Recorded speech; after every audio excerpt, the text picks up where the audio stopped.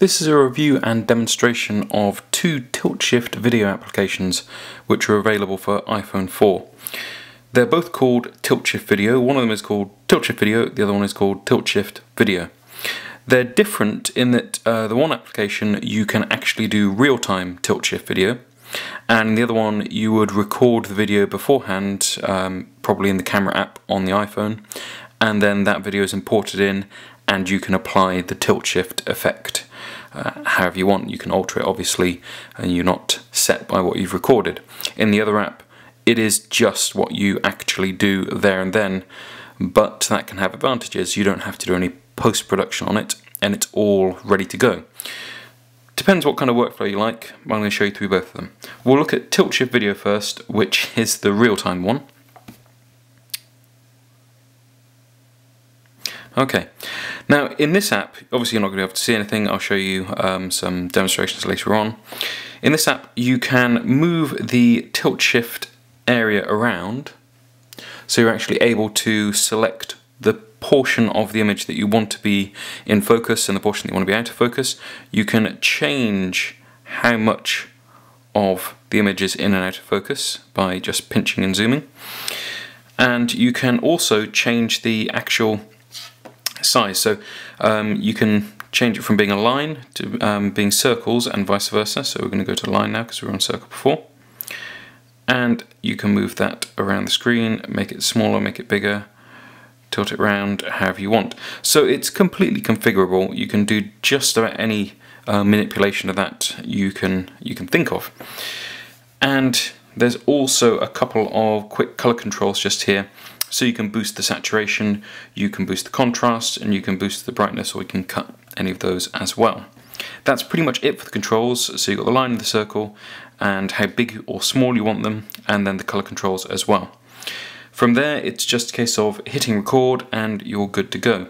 Once you've recorded the videos, they're in your little player just here, and from there you'll be able to save it to your photo reel, delete it, or send it via email. So it's a nice self-contained app. It does everything literally as you go, so you don't need to do any post-production on it. But there are downsides to that as well. Once it's done, it's done. And also, it does a rather strange thing with the resolution that I'm going to cut away to now. Basically, it takes the full frame of the camera, so like you would if you were taking a photo. It doesn't take a cropped widescreen image like you would normally get from the iPhone's camera. So if you're recording a video, it would be at 720p and it would be in a widescreen format, but in this app it records it in more of a 4:3 format, and on top of that it doesn't actually appear to do it at HD resolution.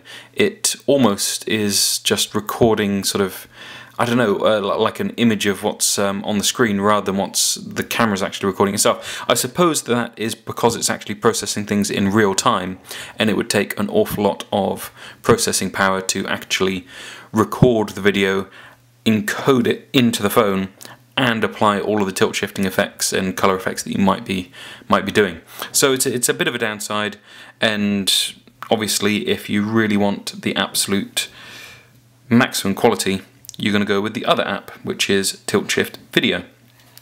Now in this one you cannot record as you go. You're going to be taking a photo. You can also you're taking a video. You can also do photos as well in this app. So you select whatever image you want from your camera roll. Let's see, that's a review I've got coming up for the sake of argument.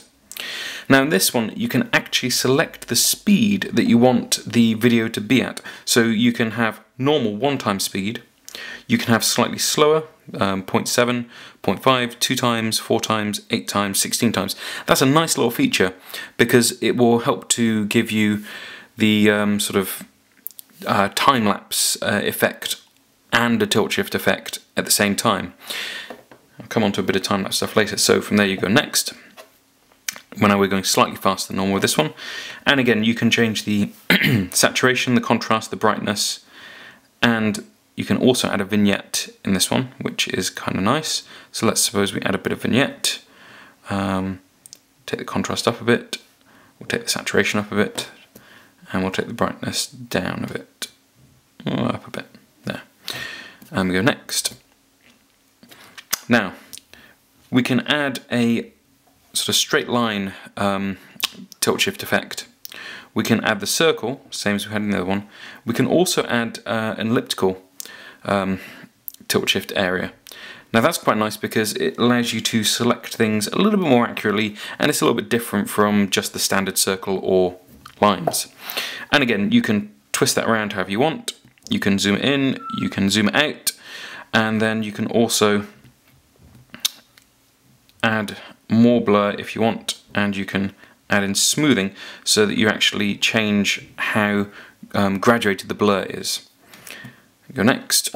You can add a soundtrack if you want from your iTunes iPod library on the phone. Next, no soundtrack. Yes, that's fine.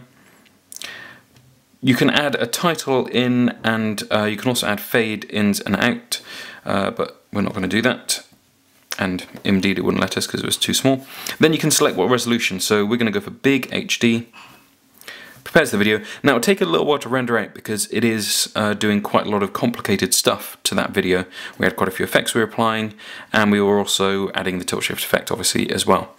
So expect it to take a little while, but it does do it at full HD quality, so that's a real plus.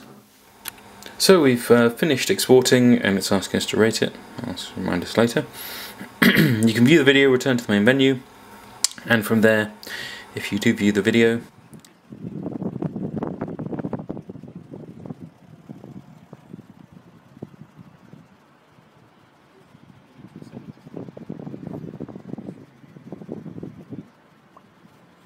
we can actually pair the tilt shift video app that imports the videos with an app like iTimelapse or any other time-lapse app.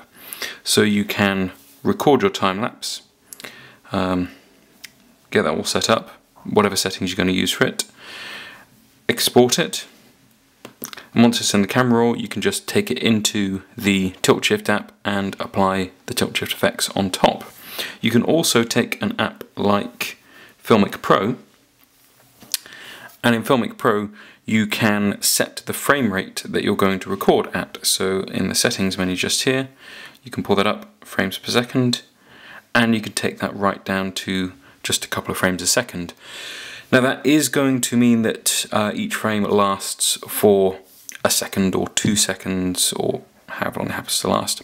But within the app itself, the tilt shift app, you can speed the whole thing up several times. So you could take it to something like 5 frames a second and then speed it all up in the app, and it would give quite an interesting time-lapse-esque effect. So there's lots of options within the app. And just a quick note, I've got a review coming up of this Photo Pro carbon fibre travel tripod.